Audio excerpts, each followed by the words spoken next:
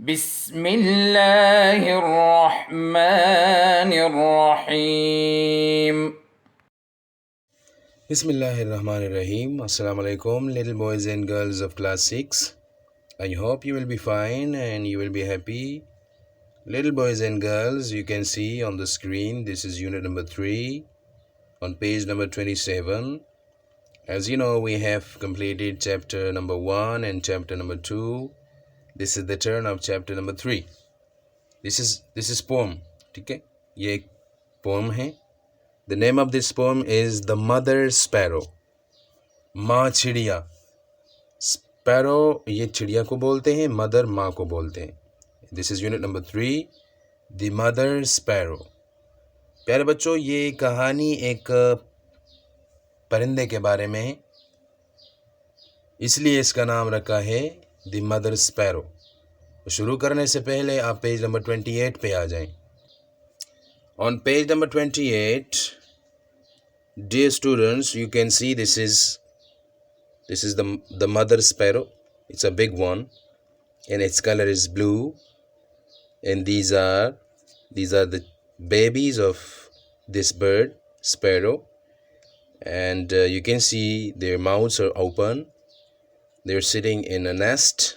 ये इसका घर है और इसके मुंह जो है वो खुले हैं. ये 3 हैं, ठीक है. और ये बड़ा परिंदा, she might be her mother, ठीक है, ये इसकी माँ है और ये इसको खाना खिलाती हैं ताकि ये बड़े हो जाएं. So let's get started this.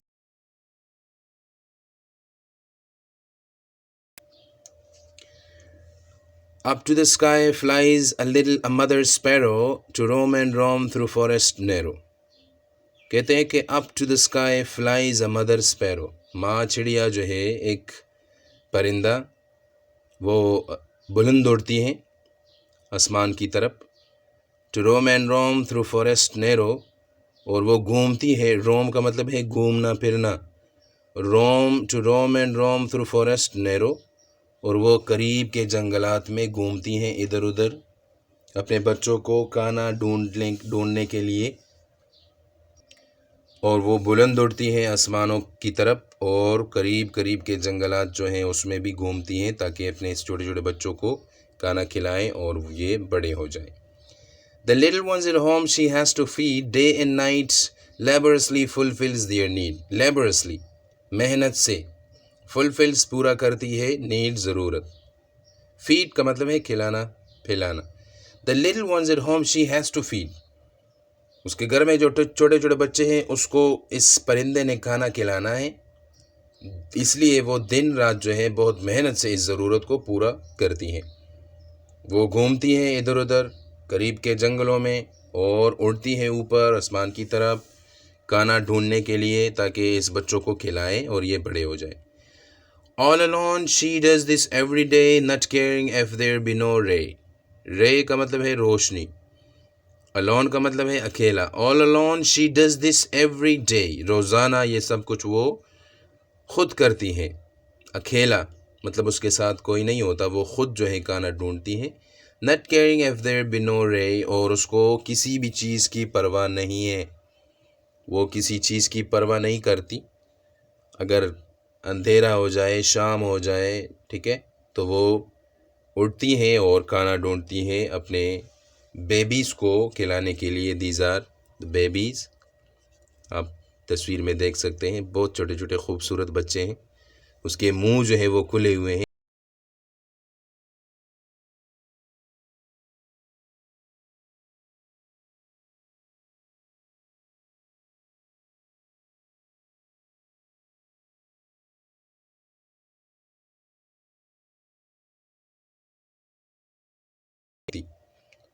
वो खाना नहीं मांगती किसी से भी, खुद जो है वो सब कुछ करती हैं और वो ढूंढती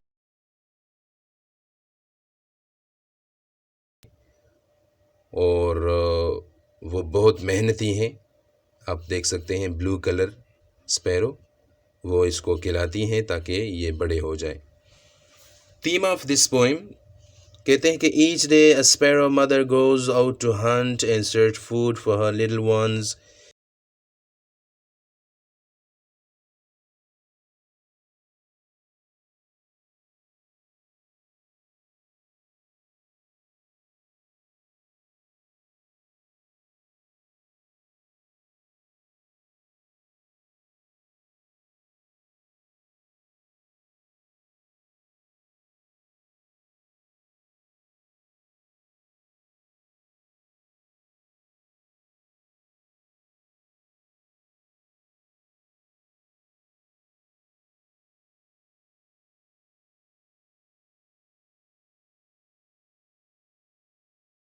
परिंदा जो है वो एक मदर परिंदा, वो उड़ती हैं खाना ढूंढने के लिए इधर उधर करीब के जंगलों में, और वो अपने बच्चों को खाना खिलाती हैं।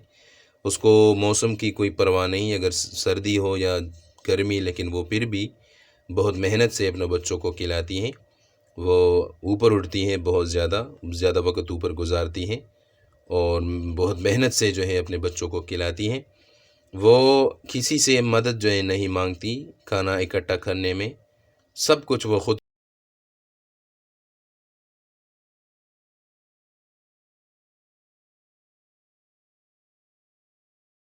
बड़े ना हों, जब तक उसके बच्चे बड़े ना हों तब तक वो ये खाना जो है वो ढूंढने के लिए इधर उधर जाएगी करीब के जंगलों में। और उसको मौसम भी कोई उसकी कोई परवाह नहीं, मौसम के लिए भी, चाहे सर्दी हो, गर्मी हो, बारिश हो, धूप हो, लेकिन वो इस छोटे छोटे बच्चों को खाना खिलाती हैं।